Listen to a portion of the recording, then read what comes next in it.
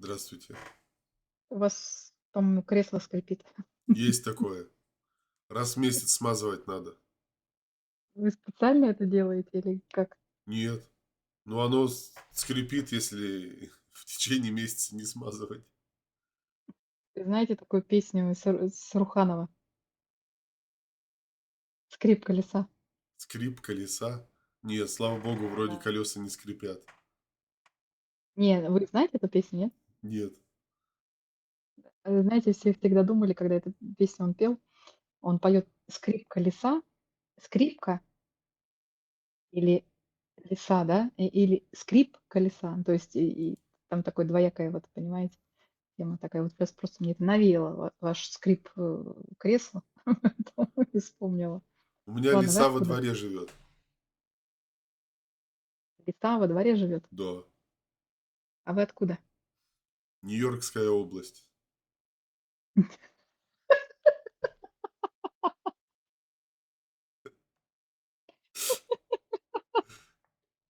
Нью-Йоркская область? Серьезно? Сейчас тут референдум проводим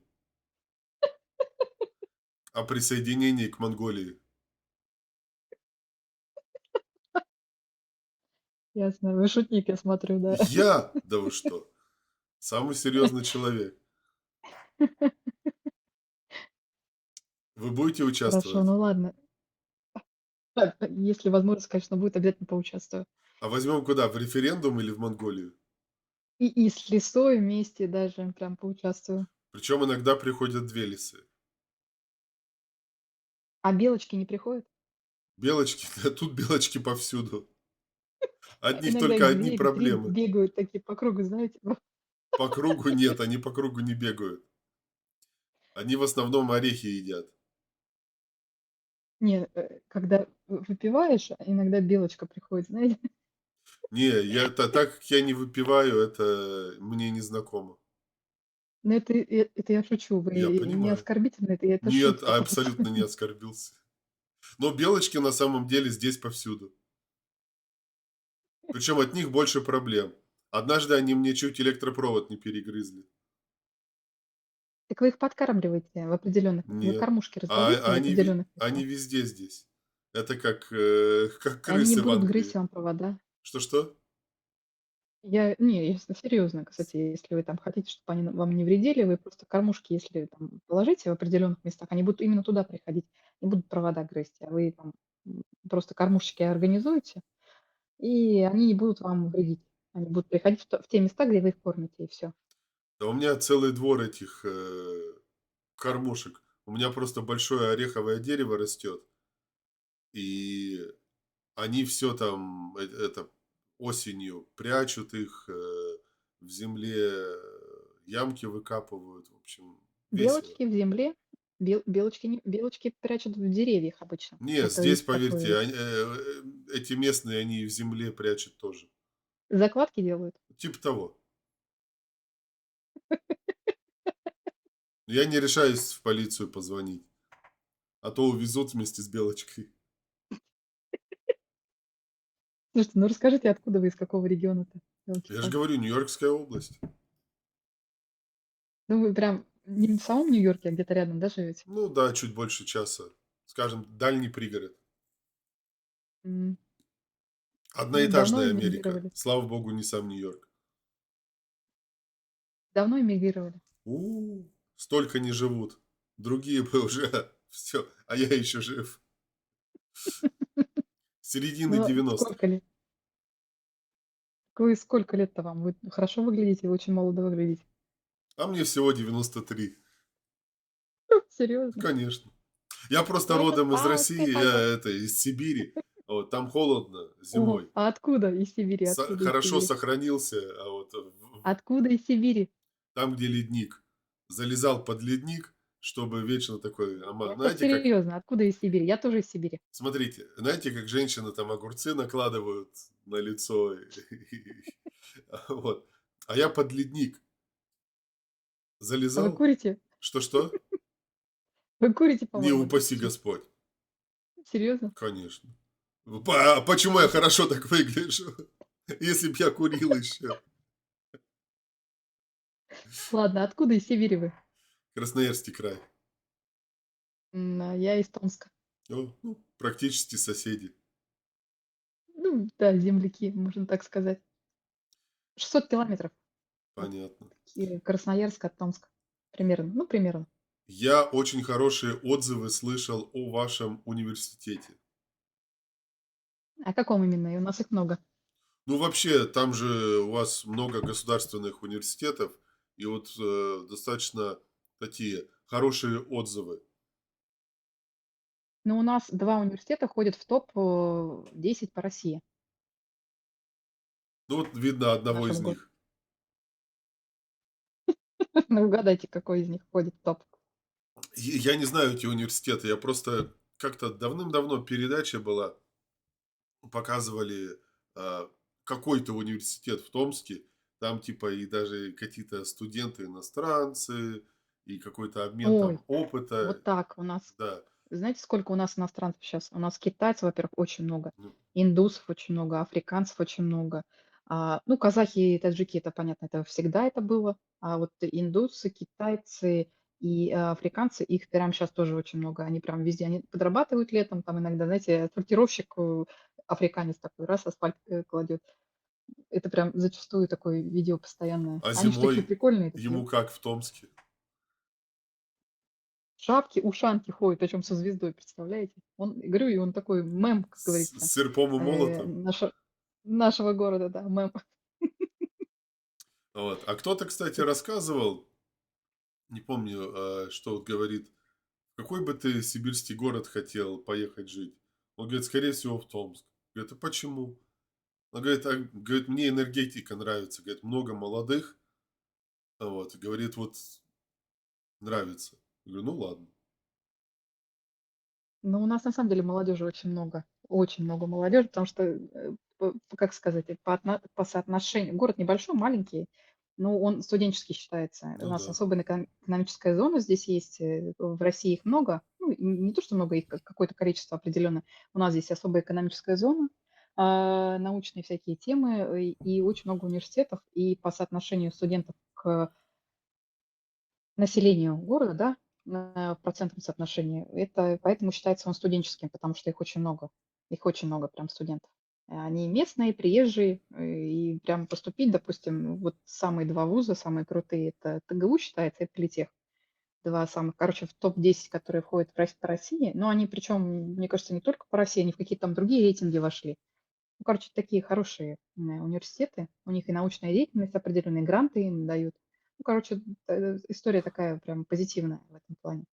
Но я также думаю, у вас достаточно высокое отношение, даже если кто-то платит за образование, то, в принципе, у вас стоимость образования не такая большая. А вот Достаточно, знаете почему? Кстати, я смотрела тоже, очень много читала по поводу этого, почему иностранцы, а, знаете, я не говорю о китайцах там, китайцев там, которые едут, а африканцы, они по обмену как-то там едут, а есть, которые специально покупают образование, платно едут, потому что, ну, что говорить, допустим, условно, стоимость образования, ну, к примеру, вот в этих 2 вузах, да, в ТГУ, в Политехе, полгода образования стоит, ну, к примеру, на там 100 тысяч. Это сколько?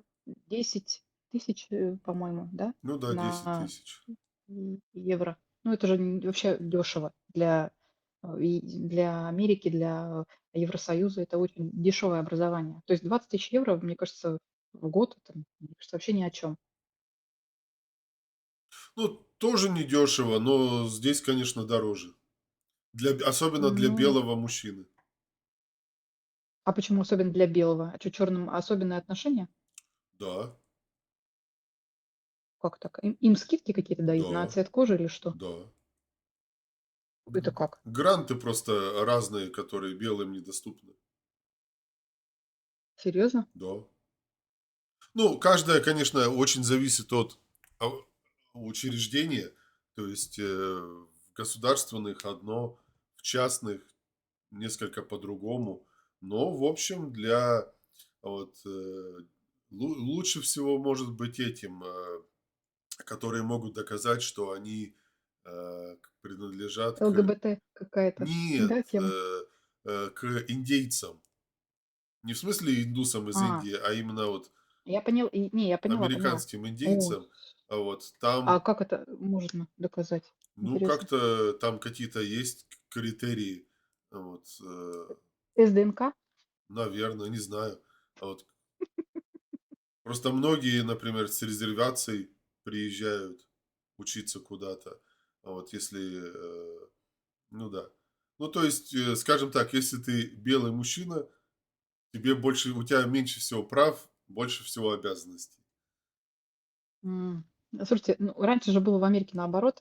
Это с каких-то времен поменялось все. Ой, это, знаете, это тот разговор, с которым мы могли бы весь день и всю ночь с вами проговорить, и все равно Слушайте, ну сейчас у вас, мне кажется, все поменяется. У вас же этот, Трамп пришел, мне кажется, будем сейчас он все надеяться. исправит. Будем Вы же, надеяться. наверное, за него голосовали, да? Как вы думаете? Ну, понятное дело, что за него. Потому что, мне кажется, это самый, ну, из всех, которые там приходили, ну, он, по крайней мере, у него он видит правильно, у него зрение нормально, потому что он знает, что, видит и мужчину, и женщину, и больше никого не видит, по крайней мере. Да. Других Знаете, он не видит. Это когда он еще вот баллотировался на свой первый срок, меня что несколько поразило, когда он там, и он и до этого говорил, вот там, мне нравятся там молодые красивые женщины с такими хорошими формами, и то, и все. И на него вот эта вся либеральная шишера налетела, ой, да ты извращенец. Я думаю, мгм. а что он такого сказал? Серьезно? Что он такого сказал, что неправильно, или что, например, мое видение отличается от его видения. Но когда тот же самый Эпштайн в тюрьме вдруг федеральной внезапно умер, и выключились камеры, а там камеры выключиться не могут, потому что там, даже если выключается свет, есть тут же мгновенная вторая система. Если вторая система не работает, включается третья. И там камеры чуть ли не в унитазе стоят. И вдруг, когда он начал озвучивать списки всех своих клиентов вот, для детей, а клиенты это в основном политики высшего ранга федерального, Вы имеете в виду педофилию, что ли? да, вот. И Ну, это грустно звучит, конечно. когда он начал озвучивать очень важные имена и фамилии, вдруг выключились камеры, и он в федеральной тюрьме нечаянно умер. Почему? Потому что он начал озвучивать, когда из разных там левых, скажем, ну, для них левых стран привозили там 12-летних мальчиков, девочек. Это нормально, это без проблем. А когда взрослый дядька сказал, что ему молодые красивые фигуристые женщины нравятся, все. Вот он извращенец номер один. Вот либерализм. Слушайте, ну, знаете, вот, как бы рассуждаем, вот вы там человек, по-русски говорящий, не знаю, какая у вас национальность. Мне кажется, у вас грузинские корни, такое ощущение. Даже не Нет? рядом. Ну, какие-то у вас есть восточные темы, мне кажется. Жидовская морда. Слушайте, но все равно, не, ну, тем не менее, русскоговорящий человек, он, кто немножко там родился где-то хотя бы там, не знаю, в Советском Союзе или в России, хоть чуть-чуть хотя бы имеет к этому отношение, он, рассуждает в этом плане, вот именно в отношениях там между мужчиной и женщиной, абсолютно вот в определенных рамках, да. Есть мужской пол, есть женский пол, отношения. Мужчины у нас галантные, мужчины там за женщин платят, дарят цветы, то есть это нормально считается. Это вообще абсолютно нормально считается. Когда там мужчина о женщине заботится, откроет ей дверь, а в других странах, где там эмансипация полная, когда там бабы с ума сходят, там говорят, что мы там, права наши там и все такое, открой ей дверь, она тебе по морде даст. Я вам так Казалось бы, за скажу. что? А когда начинают тут меня многие, скажем, ну, сограждане Советского Союза говорить вот там вот ЛГБТ в Америке и прочее, прочее, я говорю, все это здесь очень искусственно, и на самом деле это реально очень маленький процент. Просто Да, определенные конечно, это силы, процент маленький. очень Согласна с вами. определенные силы раскручивают это, в политику это вталкивают, дают этому Это силу, пропаганда называется. да, и Пропаганда, да. пропагандируют, и пятое, десятое. Мгм. Вот, говорю, подавляющая часть, ну не часть, подавляющее количество американцев очень традиционные. Я говорю, элементарно Католики, это можно верующие люди, да. посмотреть. Есть один веб-сайт, я не буду его озвучивать на английском, но он типа звучит, что только фанаты. Не знаю, может быть, вы слышали. В общем, это Нет, не слышала. знаменитый Я не веб-сайт, увлекаюсь такими вещами. да, вот знаменитый веб-сайт, где за деньги, например, девочки, когда им исполняется 18, они ничего не достигли в своей жизни, но они родились с достаточно интересными формами, востребованными. Они за деньги дяденькам делают вот так вот. М. И показывают или рассказывают все, что дяденьки хотят. Вот. Так до сих пор в Америке один из самых востребованных товаров – это женская красота и молодость. Все. Но, Вот. э, И, то есть, подавляющая часть американцев, да, есть реально люди всяких ориентаций, но вот реально часть этого, оно такое, как это, э, ну, не принужденное к этому, а вызванное.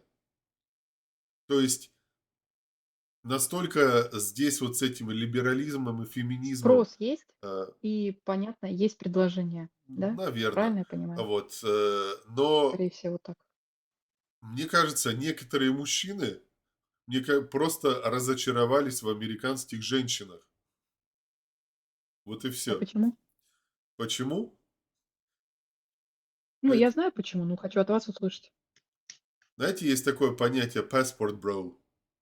Не слышали? Нет, не знаю. Я Ну, от слова английский плохо знаю, поэтому. от слова passport brother. Пас паспорт брат. Да. Не И слышали, что да, это никогда о значит? таком? Нет, не слышала, Это нет. американские мужчины, которые понимают, что подавляющая часть американских женщин – это просто отстой. И Они они уходят в другую, понятно. нет, нет, нет, нет, нет. Вот. Они не уходят. Они почему называются passport? Потому что они едут в другие страны, там, в азиатские, может быть, восточноевропейские. Ищут себе жен Да, там, да? чтобы найти женщину, хотя и у вас тоже с институтом семьи не все хорошо, и с законами насчет семьи тоже не идеально. Не, у нас, кстати, на самом деле, я, человек уже достаточно взрослый и могу сказать, что, молодое поколение немножко хотя нет, у меня вот сын 19 лет, да, он встречается с девушкой со своей уже 2,5 года. Ему 19 лет.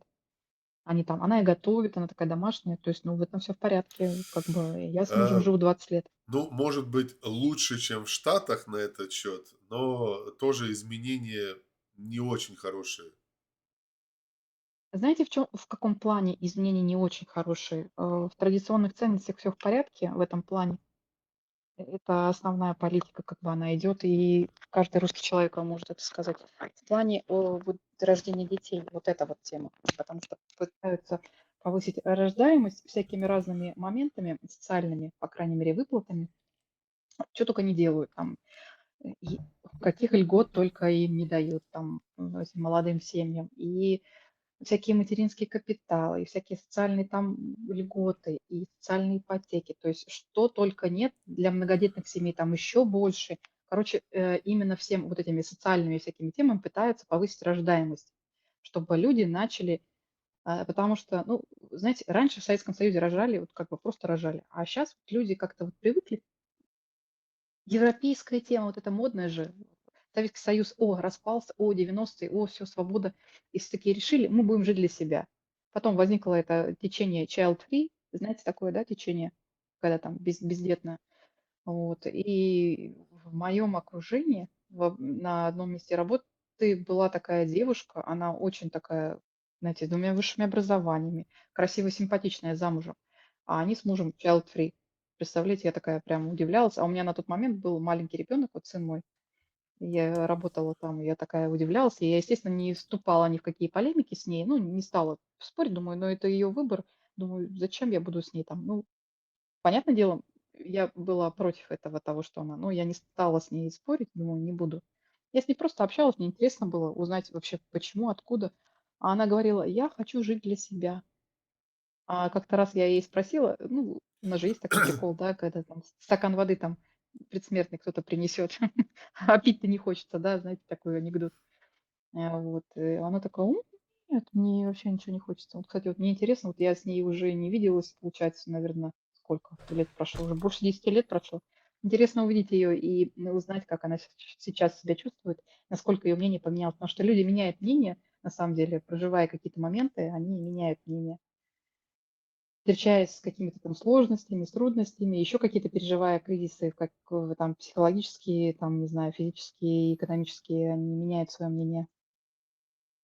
Э, это влияет на мнение людей, Ну, на самом слушайте, деле. я вот тоже недавно в однополый брак вступил. Вот, думаю, чего. Просто до этого много лет с женщиной был. Ну, мы развелись. Думаем, как-то это по старинке. Думаю, надо в ногу с временем шагать. Познакомился с интересным цветным дядечкой. А Решили а брак цветные они заключить. интереснее, да? Вот. Цветные они интереснее? О, замечательно. Все зарегистрировались, живем вместе. Ну, думаю, надо как-то соответствовать современным стандартам. Слушайте, ну у вас чувство юмора такое, как бы объяснить, такое, как у моего сына. Вот он так же надо мной постоянно стебется. Нас даже Трамп Я ему говорю, благословил. прям вот так сделал, да? Да-да-да-да-да. Вот. Кстати, знаете, была, не знаю, как сейчас, но была раньше традиция, например, когда люди пожениться хотят, они президенту отсылают приглашение. Естественно, он не приедет, но ты отсылаешь, грубо говоря, в Белый дом письмо, говоришь, вот там у нас будет свадьба, и типа мы вас приглашаем на свадьбу. Так? И всегда получаешь письмо, якобы с подписью президента, который там типа написано, что мы Всего хорошего вам, удачи там и так нет, далее, да? ну что типа это расписание президента там запланировано уже за много лет, но мы вам желаем всего хорошего и пятое, десятое и подпись. И они типа хранят эту открытку из Белого дома от президента, который пожелал им всего хорошего. В рамочку ставят, да? Ну, типа того. Хотя, в принципе, тоже Вот. неплохая традиция. Не, ну, с одной стороны, все традиции, они как бы, я считаю, что традиции — это вообще хорошо. Ну, если они, более-менее адекватные, как бы. Ну, мне кажется, это адекватная традиция, нормальная. Почему бы и нет? Традиция — это вообще, знаете, как это, приверженность, того, что вот, допустим, ну, в каких-то есть там конфессиях, в национальностях, странах есть какие-то определенные традиции, которые из поколения в поколение передаются. И мне кажется, это в какой-то части это правильно. Ну, вот, допустим, в России есть определенные традиции, в Соединенных Штатах есть там определенные традиции, а в европейских странах тоже есть, в каждой стране есть определенные традиции. Там в странах СНГ, там на Кавказе есть свои традиции. Мне кажется, это правильно, их надо уважать и соблюдать, приезжая в эти страны. Это прям очень важно, мне кажется, вот прям. Потому что, знаете, вот меня удивляют люди иногда, которые там высказываются, приезжая, а, европейцы, там, даже те же русские, да, вот, россияне, которые, ну, как, ну, наверное, и европейцы, они больше, ну, которые в центральной части живут. Допустим, я, вот, можно сказать, больше европейка, потому что я там, ну, христианка и так далее. То есть, приезжая в мусульманскую часть нашей страны, я прекрасно понимаю, что нужно, необходимо одеться должным образом, соблюдать традиции определенным образом. Так же, как, приезжая, допустим, в какие-то мусульманские страны, допустим, те же Арабские Эмираты, на отдых ездят русские. Иногда вот дебилы какие-то там ездят, да, которые там, там пить же нельзя, там запрещено, одеваться надо. Ну, это надо соблюдать, уважать традиции страны, законы знать, традиции уважать. Ну, как бы, ну, а как по-другому? Хотя, И также то извините, перебью ничего, вас. ничего. И то же самое у нас вот, щас очень тоже вот эта волна миграции. Я знаю, что в Соединенных Штатах тоже эта проблема существует. У нас щас тоже это нахлынула, такая тема. И Москва- мегаполис, да, казалось бы, очень многонаселенный такой город. Ну, и страна наша такая многоконфессиональная, очень много людей с разными национальностями живет. Но приезжают некоторые люди, не знаю, и какие-то иммигранты. И, ну, девчонки вот в Москве там одеваются, ну, вот как вот кеха, ну, там шортики могут надеть, маечку и побежать, да, ну, условно. И вот там один встретился какой-то отстала, я не знаю, из Бекустана или там, или не знаю, откуда он. Ну, короче, из Средней Азии. Сделал ей замечание, то, что она в шортах бегает. Ну, в общем, как-то так. Это все на камеру, ролик разнесся везде, потом его там уже нашли, провели с ним беседу, чтобы он так больше не делал. Ну, а сейчас это, кстати, с этим строго. И, кстати, прям это здорово работает, прям реально.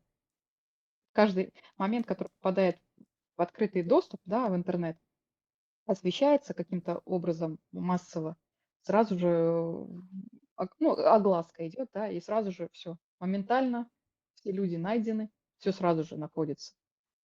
Это вот, кстати, и в плане там наказаний. Но это, с одной стороны, не очень хорошо, потому что, казалось бы, должно и без этого работать, да, а получается, что вот только так. А после этой профилактической беседы у него зубы остались? Нет, там с ним вроде все нормально. Нет, там нет такого, что там даже те, кто вот, понимаете, вот помните, может быть, Крокус Сити Холл, после чего все началось, вот эта вся чистка, да, когда там очень много людей-то погибло. Там вообще кошмар был.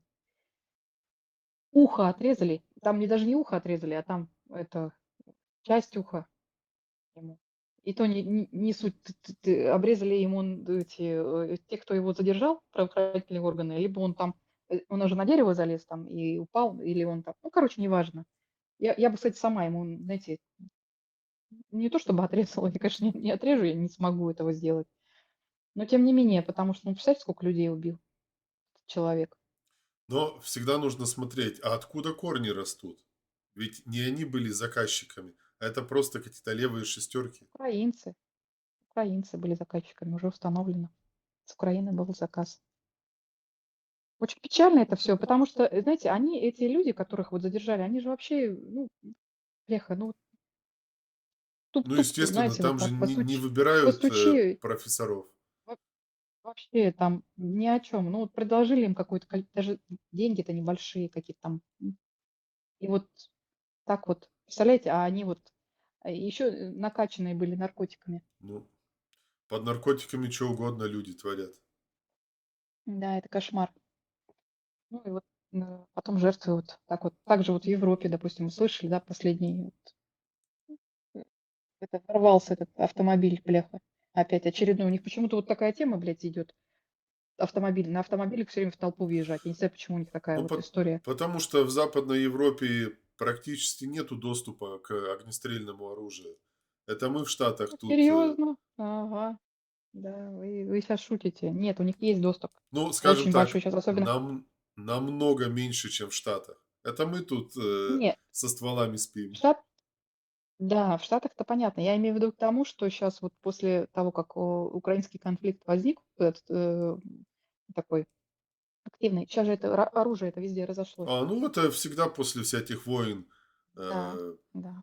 Слушайте, даже после там Второй мировой, Великой Отечественной, сколько все попрятали, поносили, кто все там, кто с пистолетиком, кто с гранаткой, кто еще с чем-то возвращался.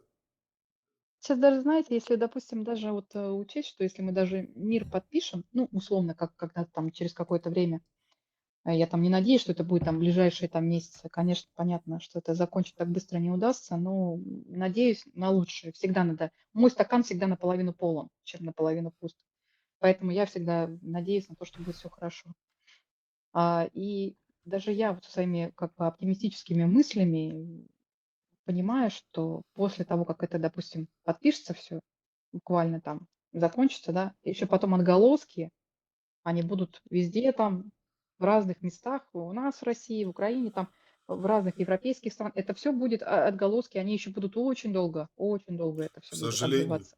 к сожалению. Да, Ой, что страшная ж, тема, конечно. спасибо за беседу. Я побегу. Вам, И вам я так тоже. понимаю, уже хорошего вечера. Хорошей ночи. Точно.